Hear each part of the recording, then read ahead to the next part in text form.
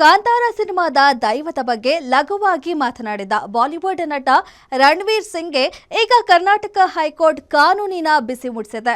Super star is not ಊಪರ್ ಲಾ ಎನ್ನುವ ಮೂಲಕ ನ್ಯಾಯಾಧೀಶರು ನಟನ ಅಹಂಗೆ ತಣ್ಣೀರೆರಚಿದ್ದಾರೆ. ಸೂಪರ್ ಸ್ಟಾರ್ ಕಾನೂನಿಗಿಂತ ಮೇಲಲ್ಲ, ಧಾರ್ಮಿಕ ಭಾವನೆಗಳ ಜೊತೆ ಆಟವಾಡಬೇಡಿ. ರಣವೀರ್ ಸಿಂಗ್ಗೆ ಹೈಕೋರ್ಟ್ ಎಚ್ಚರಿಕೆ. ಕಾಂತಾರ ಚಿತ್ರದ ದೈವದ ಬಗ್ಗೆ ಅವಹೇಳನಕಾರಿಯಾಗಿ ಮಾತನಾಡಿದ ಆರೋಪದ ಮೇಲೆ ದಾಖಲಾಗಿದ್ದ ಎಫ್ಐಆರ್ ರದ್ದು ಕೋರಿ ರಣವೀರ್ ಸಿಂಗ್ ಅರ್ಜಿ ಸಲ್ಲಿಸಿದ್ರು. ಆದ್ರೆ ಹೈಕೋರ್ಟ್ನ ನ್ಯಾಯಮೂರ್ತಿ ಎಂ ನಾಗಪ್ರಸನ್ನ ಅವರಿದ್ದ ಪೀಠವು ನಟನನ್ನ ತೀವ್ರ ತರಾಟೆಗೆ ತೆಗೆದುಕೊಂಡಿದೆ. ಕೋಟ್ಯಾಂತರ ಜನರನ್ನ ಫಾಲೋ ಮಾಡುವ ಸೂಪರ್ ಸ್ಟಾರ್ಗಳು ಜನರ ಧಾರ್ಮಿಕ ಭಾವನೆಗಳೊಂದಿಗೆ ಆಟವಾಡಬಾರದು ಎಂದು ಎಚ್ಚರಿಸಿದೆ. ವಿಚಾರಣೆ ವೇಳೆ ರಣವೀರ್ ಪರ ವಾದ ಮಂಡಿಸಿದ ಹಿರಿಯ ವಕೀಲ ಸಜನ್ ಪೂವಯ್ಯ ನಟನು ಈಗಾಗಲೇ ಕ್ಷಮೆ ಕೋರಿದ್ದಾರೆ ಮತ್ತು ತನಿಖೆಗೆ ಸಹಕರಿಸಲಿದ್ದಾರೆ ಎಂದು ಮನವಿ ಮಾಡಿದ್ರು.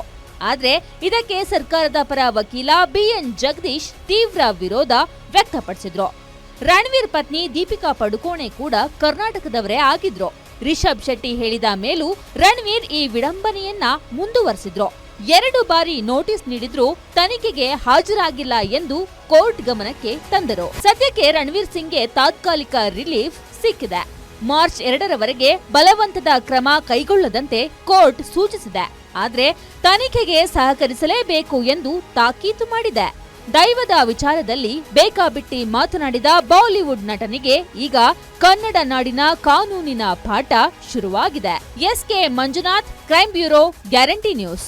ನಿಮ್ಮೂರಿನಿಂದ ವಿಶ್ವ ಮಟ್ಟದವರೆಗೆ ರಾಜಕೀಯ, ಸಿನಿಮಾ, ಸ್ಪೋರ್ಟ್ಸ್ ಯಾವ ಸುದ್ದಿಯೂ ಮಿಸ್ ಆಗಲ್ಲ. ಬರೀ ಸುದ್ದಿಯಷ್ಟೇ ಅಲ್ಲ, ಜೊತೆಯಲ್ಲೇ ಇರುತ್ತೆ ವಿಶ್ಲೇಷಣೆ. ಗ್ಯಾರಂಟಿ ನ್ಯೂಸ್ ನ ಸಬ್ಸ್ಕ್ರೈಬ್ ಮಾಡಿ, ಫಾಲೋ ಮಾಡಿ, ಕ್ಷಣ ಕ್ಷಣದ ಅಪ್ಡೇಟ್ಸ್ ಪಡೆಯಿರಿ.